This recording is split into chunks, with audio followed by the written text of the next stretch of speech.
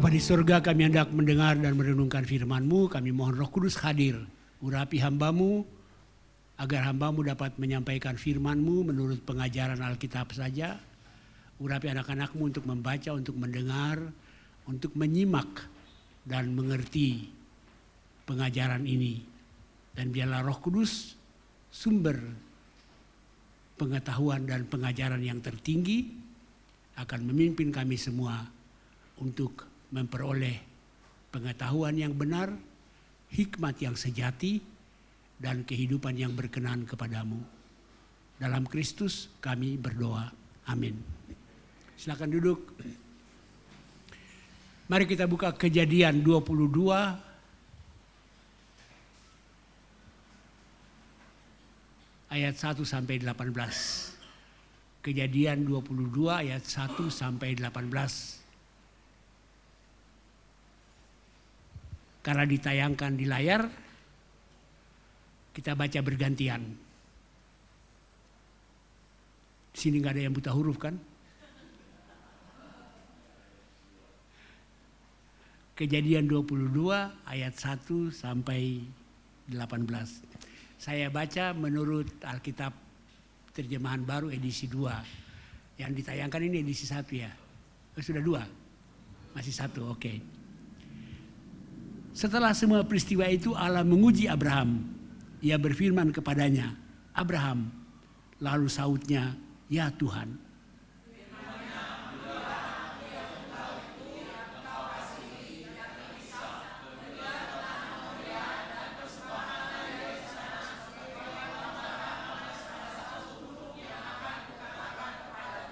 Keesokan harinya pagi-pagi Abraham bangun, memasang pelana keledainya dan memanggil 2 hambanya beserta Ishak anaknya. Ia juga membelah kayu untuk kurban bakaran. Lalu ia berangkat ke tempat yang diberitahukan Allah kepadanya.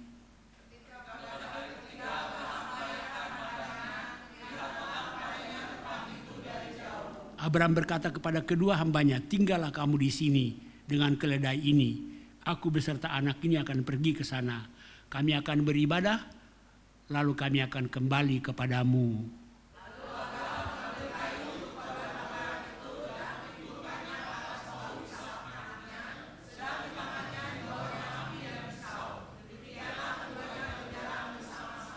Kata Ishak kepada Abraham ayahnya, ayahku, saut Abraham, ya anakku.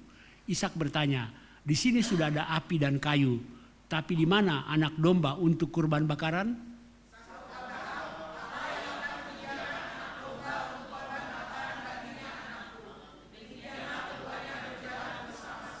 Kemudian mereka sampai ke tempat yang diberitahukan Allah kepadanya. Abraham mendirikan mezbah di sana, menyusun kayu, mengikat Ishak anaknya, dan meletakkannya di mezbah itu di atas kayu api.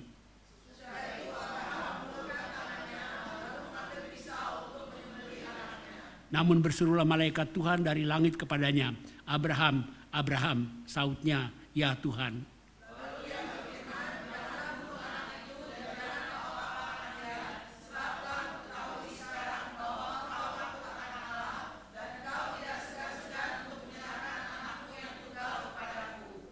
Lalu Abraham menoleh dan melihat seekor domba jantan di belakangnya yang tanduknya tersangkut dalam belukar.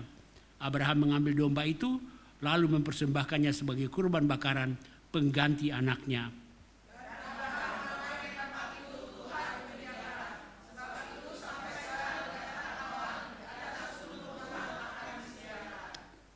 Untuk kedua kalinya malaikat Tuhan berseru dari langit kepada Abraham.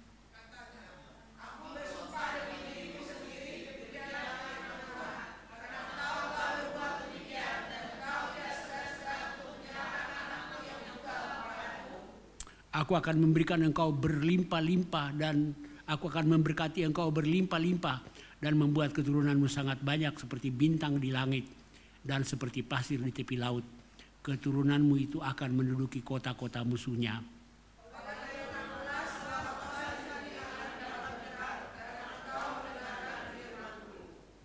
Ya, cerita ini terkenal kan? Kalau terkenal udah tahu semua kan? Ya udah selesai kalau gitu ya. Ini salah satu kisah tentang bagaimana Tuhan menguji iman Abraham. Tapi sebenarnya ini bukan ujian yang terakhir, bukan ujian satu-satunya. Sebenarnya ini adalah proses terakhir dari seluruh proses ujian. Ujian yang pertama adalah ketika dia dipanggil keluar.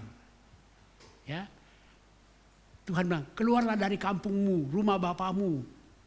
Pergi ke tempat yang akan kutunjukkan kepadamu. Perhatikan ya. Dia mesti meninggalkan rumah bapaknya. Meninggalkan kampung halamannya. Menuju ke tempat yang belum pasti. Jadi dengan ini, dengan kata lain, dia dipanggil keluar dari yang pasti menuju ke yang tidak pasti. Dia dipanggil keluar dari yang mapan menuju kepada sesuatu yang belum mapan. Tapi dia taat.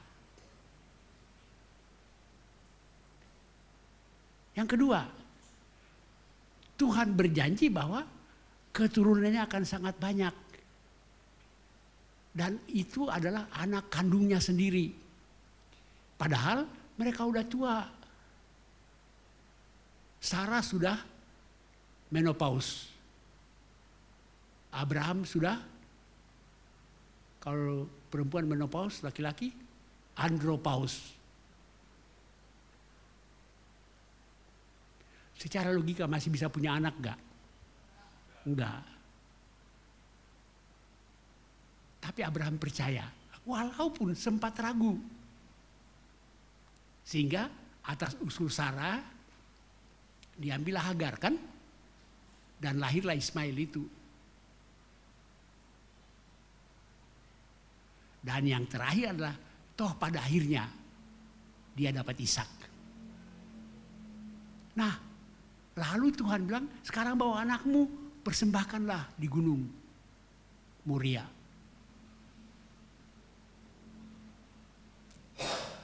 Ternyata Abraham taat. Kisah tadi yang kita baca itu. Nah, next saja. Apa kesimpulannya? Itu semua karena iman. Iman itu memampukan Abraham untuk mempercayakan dirinya. Ya, walaupun dia tidak tahu apa yang akan terjadi, tapi dia mempercayakan dirinya kepada Tuhan. Oleh karena itu, definisi iman bukan sekedar percaya Tuhan. Definisi iman secara dogmatis adalah percaya dan mempercayakan diri kepada Tuhan. Kalau cuma percaya Tuhan, orang yang ateis juga percaya ada Tuhan, ya enggak? Orang komunis juga percaya ada Tuhan, ya kan? Tapi bukan sekedar percaya, tapi percaya dan mempercayakan diri kepada Tuhan. Dalam surat Yakobus dikatakan, engkau percaya ada Tuhan, setan juga percaya itu. Bahkan setan gemetar. Oleh karena itu iman itu bukan sekedar percaya, tapi mempercayakan diri kepada Tuhan. Masih ingat ilustrasi itu jagoan akrobat yang berjalan di atas tali? Udah pernah dengar kan? Ya kalau begitu nggak usah. Karena menurut teori ilmu berkhotbah, para pengkhotbah tidak boleh memakai ilustrasi yang sama berulang-ulang.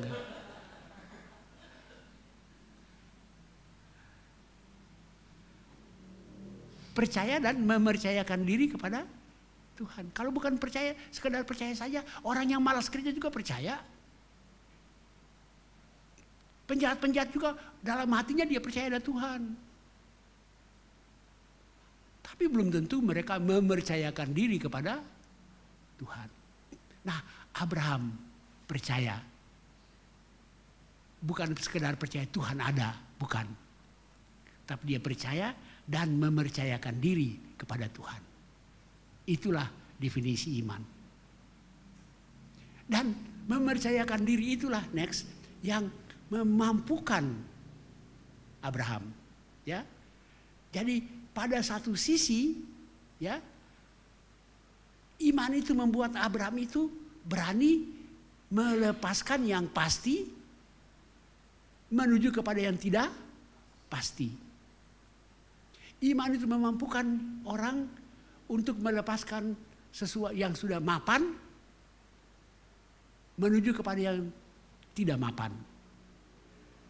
Dari seorang yang sudah punya rumah tinggal di situ menjadi pengembara di tanah Kanaan, kan? Karena sekali lagi dia percaya. Tapi yang kedua adalah dia melepaskan satu-satunya harapan ke depan. Jadi karena dia mempercayakan diri kepada Tuhan, maka dia bukan cuma berani meninggalkan yang sudah mapan, tapi dia juga berani melepaskan sesuatu yang masih belum pasti itu. Anaknya kan masih kecil kan? Kan Tuhan janji bahwa melalui anak ini akan ada banyak keturunan. Tapi ketika Tuhan bilang korbankan, ya dia lepas. Jadi iman memampukan Abraham untuk rela melepaskan apa yang paling berharga dalam hidupnya. Dan itulah yang kita sebut ketaatan. Taat penuh. Dan itu terjadi karena Abraham punya iman. Sekarang saya tanya, menurut Ibrani 11 ayat 1, apa definisi iman? Tolong ditayangkan. Iman adalah Ibrani 11 ayat 1. Iman adalah dasar dari segala sesuatu yang kita harapkan dan bukti dari segala sesuatu yang tidak kita lihat. Ngerti nggak kalimat ini? Nggak ngerti kan? Dasar dari sesuatu yang kita harapkan. Tapi bukti dari sesuatu yang kita tidak lihat. Bagaimana ngerti ayat ini? Ayo. Gak ngerti kan? Saya juga gak ngerti. Itu harus dijelaskan pakai ilustrasi. Nah, saya cari ilustrasi gak dapat-dapat. Akhirnya saya baca satu buku dari almarhum Pendeta Eka Dharma Putra. Dan menurut saya ini ilustrasi yang paling pas untuk menjelaskan ayat ini. Ilustrasi almarhum Pendeta Eka Dharma Putra adalah cek. Tahu cek? Cekcok. Cek duit itu, cek bank. Ketika Anda menerima sebuah cek, udah jadi uang belum? Belum, tapi itu bukti bahwa Anda udah punya uang. Ya kan bukti. Anda masih mengharapkan jadi uang kan? Tapi cek itu jaminan bahwa pada hakikatnya itu uang. Uangnya udah kelihatan belum? Belum. Pernah terima cek enggak sih?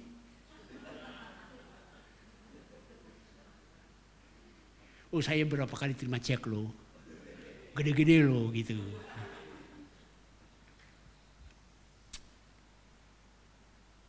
Kira-kira ilustrasi ini menolong enggak? Sebab kalau tidak menolong enggak ada ilustrasi lain lagi untuk menjelaskannya. Ya, seperti cek kan, cek itu kan belum jadi uang, tapi itu bukti bahwa uangnya kita punya.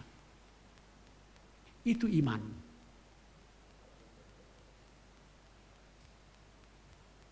Dan itulah iman Abraham.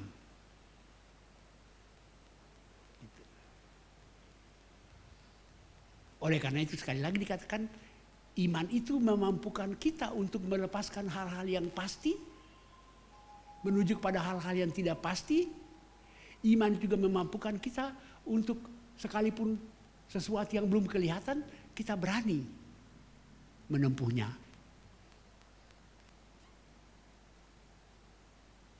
Nah, next. Sekarang apa upah atau dampak dari ketaatan itu? Bacaan kita menceritakan bahwa pada akhirnya Tuhan menyediakan seekor anak domba pengganti Ishak. Dan itulah sebabnya tempat itu dinamakan Yehova Yireh. Tuhan menyediakan. Nah, sebenarnya ini baru saya masuk inti khotbahnya. Jadi yang tadi itu baru pembukaan. Gitu. Intinya sekarang adalah saya mau bicara tentang berkat dari ketaatan. Berkat dari ketaatan adalah Tuhan menyediakan. Ketika Anda taat, Tuhan menyediakan. Ketika Anda taat kepada Tuhan, taat yang penuh, maka Anda akan mengalami Yehova Yireh dalam hidup Anda. Tapi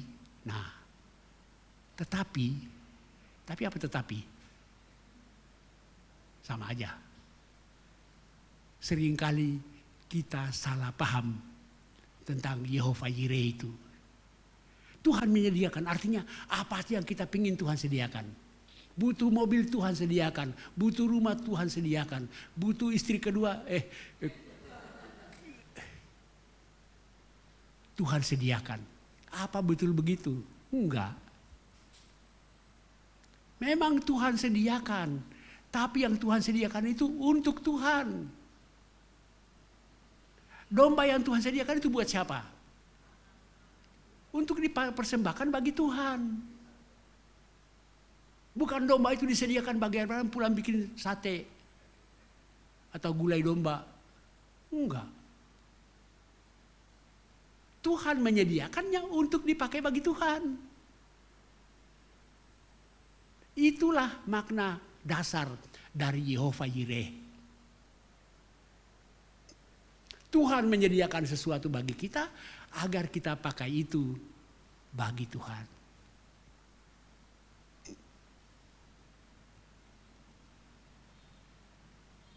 Jadi ketika Tuhan memberkati Anda, jangan lupa berkat itu adalah agar Anda pakai untuk Tuhan. Nah, itulah makna kata berkat dalam bahasa Ibrani. Kata berkat dalam bahasa Ibrani itu berak. B-E-R-A-K-H. Berak. Bukan berak. Bukan. Itu tunggal. Berak tunggal. Kalau berkat-berkat, barokah. Atau berakah. Tapi kata berak itu berarti bahwa sesuatu yang disediakan bagi kita karena kita sudah diberi tugas. Jadi berkat itu bukan sesuatu untuk kita enjoy. Suka-suka kita, bukan. Berkat itu adalah sesuatu yang diberikan karena kita dikasih tugas. Saya kasih contoh gini. Saya punya tukang kebun ya. Saya punya tukang kebun. Aku tukang kebun, saya nggak punya kebun. Tukang halaman. Disebut tukang kebun juga ya. Nah, saya kasih tugas dia, kau merawat halaman rumah saya. Untuk itu saya kasih dia sapu, sekop, sabit. Nah, sapu, sekop, sabit itu yang disebut berak.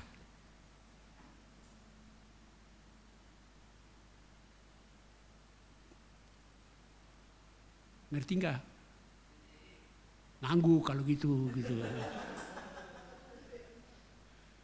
Jadi berkat itu sesuatu yang diberikan karena kita dikasih tugas. Begini contoh yang lebih praktis. Saya dikasih tugas sebagai pemberita firman kan, sebagai pendeta. Maka saya dikasih mobil. Mobil itu supaya pelayanan saya lancar. Bukan mobil supaya saya pakai suka-suka saya. Jadi bagi saya mobil itu berkat. Sekali lagi berkat itu selalu berkaitan dengan adanya tugas. Mari kita lihat Tahu nggak kata berkat pertama kali muncul di Alkitab di mana? Tahu nggak dalam tatanan penciptaan yang pertama kali diberkati apa?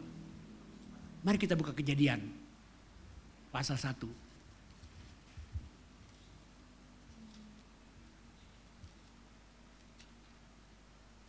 Hewan-hewan pun diberkati karena dikasih tugas.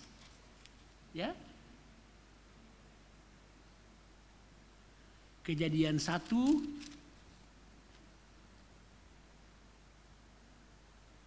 ayat 22. Ayat 20 lah, mulai dari ayat 20. Berfirmanlah Allah, hendaklah dalam air berkeliapan makhluk yang hidup, dan hendaklah burung-burung berterbangan di atas bumi, melintasi cakrawala. Maka Allah menciptakan binatang-binatang laut yang besar dan segala jenis makhluk hidup yang bergerak, yang berkeriapan di dalam air, dan segala jenis burung yang bersayap. Allah melihat semuanya itu baik. Lalu Allah memberkati semuanya.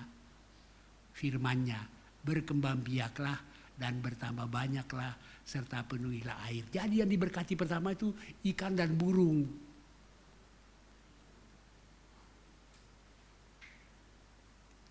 Karena dikasih tugas apa? Berkembang biak. Jadi sekali lagi perhatikan, berkat itu selalu berkaitan dengan tugas. Berkat mendahului tugas. Sekarang lihat manusia, ayo. Kejadian 1 juga.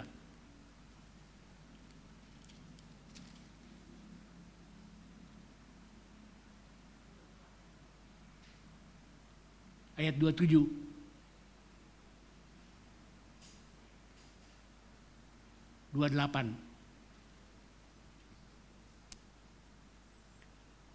Allah memberkati mereka, lalu Allah berfirman kepada mereka, beranak cuculah dan bertambah banyak. Penuhilah bumi dan taklukkanlah itu.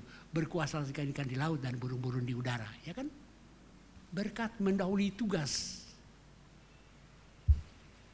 Karena tugas beranak cucu bertambah banyak, tugas memenuhi bumi, dan tugas berkuasa atas makhluk-makhluk lain, maka berkat itu dikasih. Ya sekali lagi, berkat itu mendahului tugas. Abraham juga begitu.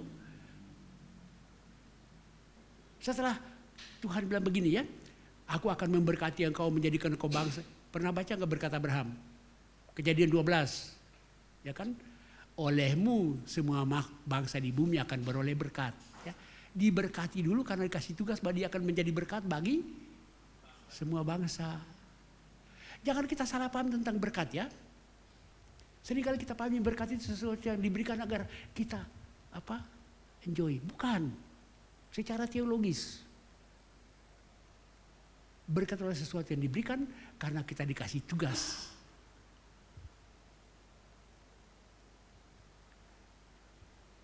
Jadi kami para hamba Tuhan seringkali ngobrol. Boleh buka rahasia enggak? Boleh ya. Kami waktu baru jadi pendeta masih muda-muda kan, sering kali ngobrol. Di gereja kamu, gereja itu kamu dapat berapa? Ayo kan gitu. Itu ngobrol gitu loh kan.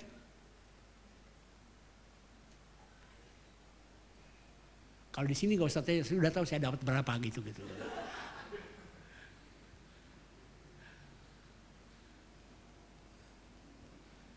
Maknanya apa? Ayo. Itu berkat. Yang saya terima nanti dari Pak Gembala itu adalah berkat, bukan upah.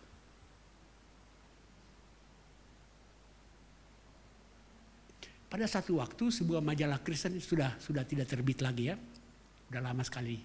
Waktu saya lagi pelayan di sebuah gereja di mana, Cengkareng sana. Tiba-tiba ditelepon, Pak Raprap, saya dari majalah ini mau wawancara Pak Raprap. Topik wawancaranya apa? Saya tanyakan, pendeta yang memasang tarif. Topiknya gitu, hamba Tuhan yang memasang tarif. Saya tersinggung. Memangnya saya pasang tarif? Dia bilang, enggak pak, jangan tersinggung. Karena kami tahu Bapak lah pendeta yang tidak pernah memasang tarif. Wih, bangga juga kan gitu.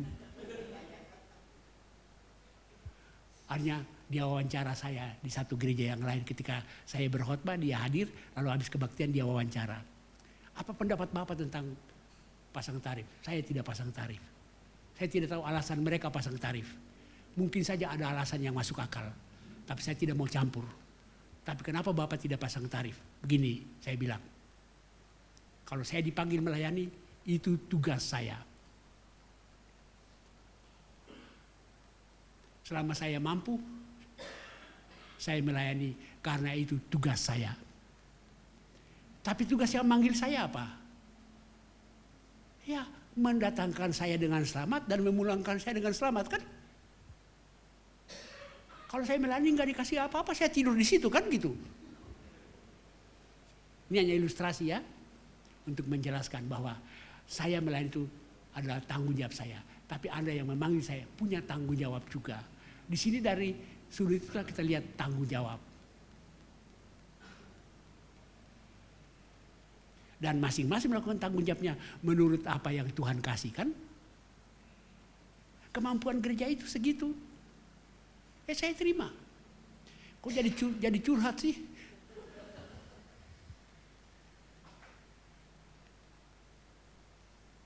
Gitu, ilustrasi yang sedikit mengharukan gitu.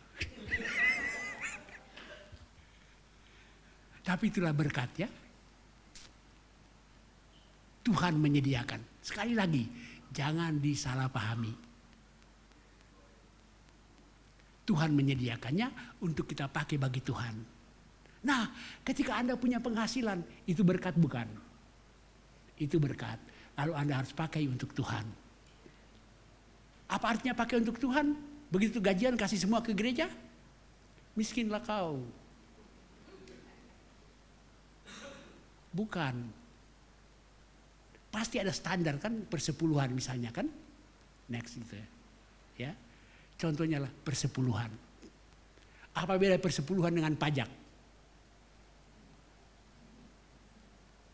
Kalau sudah bayar pajak negara, negara nggak campur lagi dengan sisa yang ada di Anda. Ya kan? Kalau Anda sudah bayar pajak, berapapun yang masih pada Anda, negara nggak mau tahu. Anda mau pakai jungkir balik, mau pakai apa saja.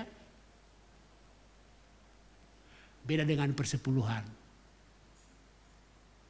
Kalau Anda sudah kasih 1/10, jangan Anda pikir bahwa Tuhan tidak tuntut yang 90. Seorang pendeta dari Amerika berkhotbah KKR di gereja kami. Dia bilang begini, ketika Anda kasih persepuluhan atau Anda kasih persembahan di kantong persembahan atau di gereja, Tuhan tidak perhatikan berapa yang Anda kasih ke gereja. Tapi Tuhan peduli sama yang masih ada di dompet Anda. Artinya Tuhan mau agar yang 90 itu juga kita pakai untuk Tuhan. Caranya gimana terserah kan? Beli nasi buat makan kan? Supaya sehat dan kuat, supaya melayani Tuhan.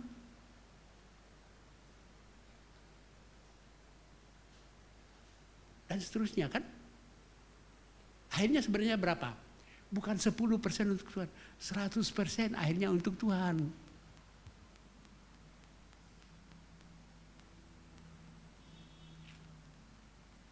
Jadi seberapapun Anda dikasih Tuhan kan, Anda harus pakai untuk Tuhan. Itu baru makna dari Yehova Yireh.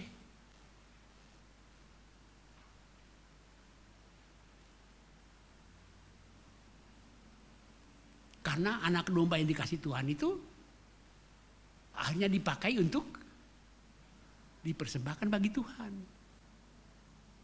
Sekali lagi, bukan supaya Abraham pulang bikin sate, gulai, lalu makan.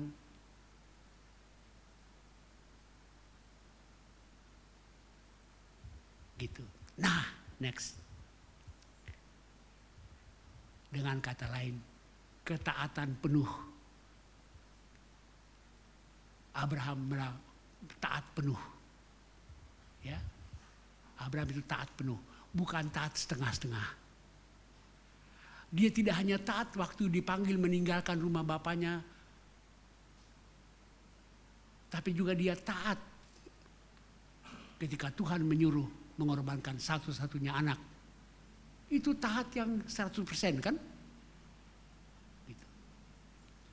Dan ketaatan seperti itu adalah ketaatan yang tanpa protes, tanpa bertanya.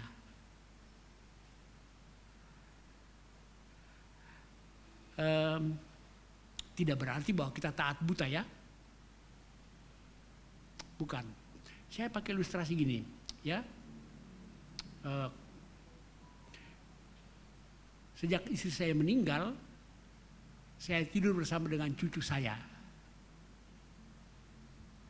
Dan cucu saya itu seringkali meninggalkan sepatu di bawah kolong, ya kan? Terus saya bilang, mulai besok sepatu tidak boleh di bawah kolong. Tapi saya mesti menjelaskan kenapa. Agar dia ngerti kan. Saya jelaskan bahwa dengan adanya sepatu di bawah kolong itu menjadi tempat nyamuk bersarang. Dan ketika Anda tidur, kamu akan digigit nyamuk. Dan dampak selanjutnya kamu akan sakit. Gitu. Jadi yang berkompeten memberi penjelasan itu yang memberi tugas.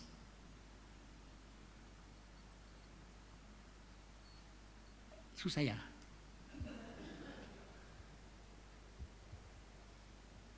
Walaupun cucu saya itu taat tanpa mengerti awalnya kan. Pokoknya tidak boleh ada sepatu di bawah kolong. Dia taat. Walaupun dia belum mengerti. Tapi saya sebagai yang lebih dewasa harus tahu bahwa supaya dia melakukannya dengan taat, dengan kasih, dengan sukarela, dia harus ngerti. Tapi dari pihak kita, ketika datang perintah dari Tuhan, taat tanpa protes, tanpa tanya-tanya. Nanti ada waktunya Tuhan memberi pengetahuan, pengertian bagi kita. Makna taat itu, kenapa kita mesti taat ini.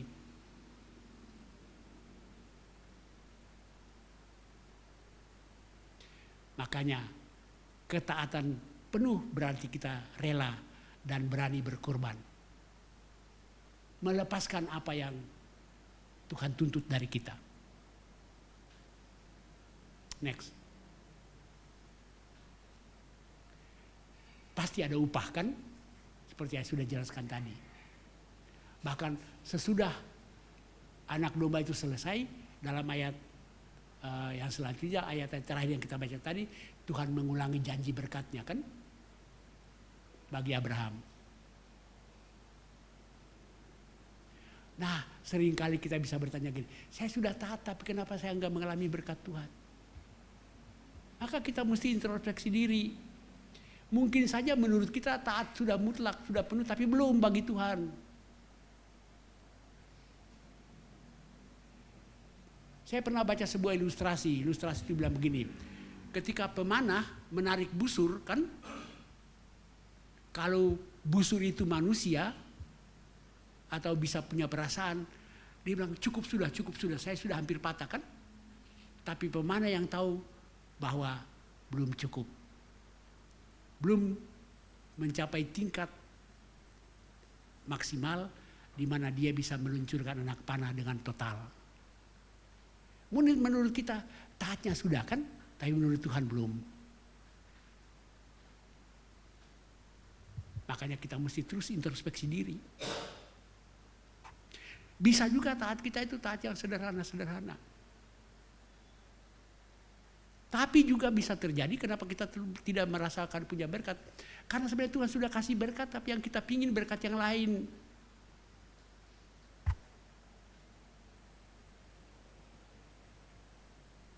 Saya diberkati dengan mobil kan. Sehingga saya bisa punya mobil untuk pelayanan. Kalau saya merasa bahwa mobil itu bukan berkat, karena apa? Karena saya tidak merasa cukup dengan kijang, mobil saya kijang ya. Sehingga saya merasa kijang itu bukan berkat. Karena saya yang pingin apa? Bukan kijang, tiger. Tiger sama kijang kan galakan tiger kan?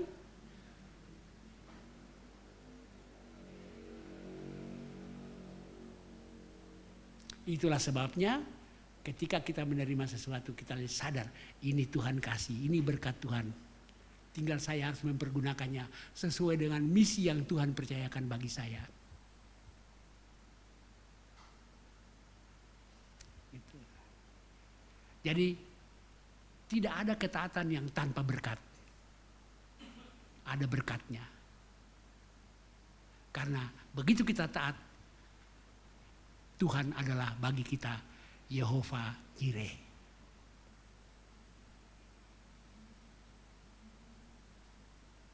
Oke?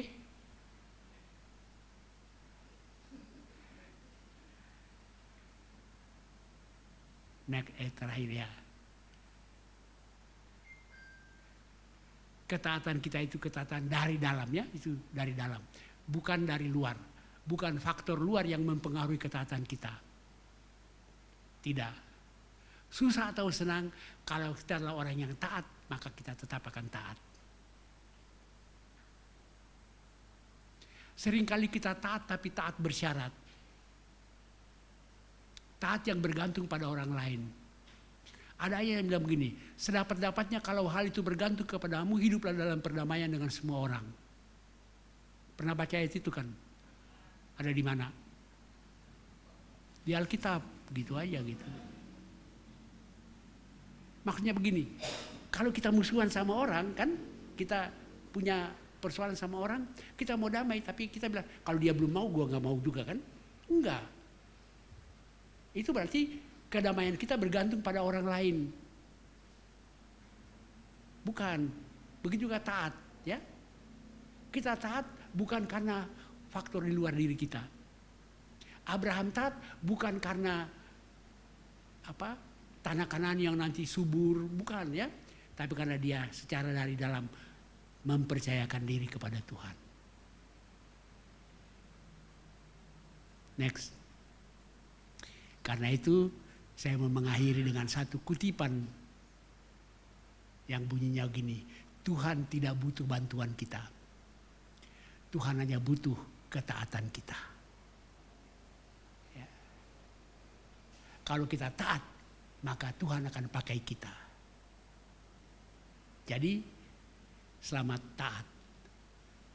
Coba baca kata taat, ayo. Dari muka dari belakang sama aja kan. Taat dari muka bacanya apa ayo? Dari belakang. Ya artinya apa ayo?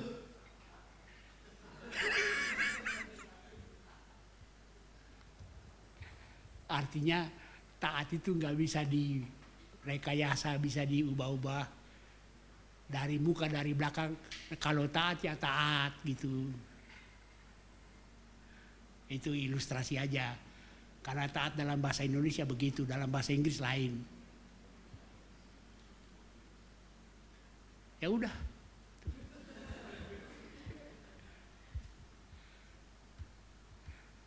Sekali lagi, tekanan utama khotbah ini adalah Yehova Jireh. Tuhan menyediakan untuk Tuhan, bukan untuk kita. Amin.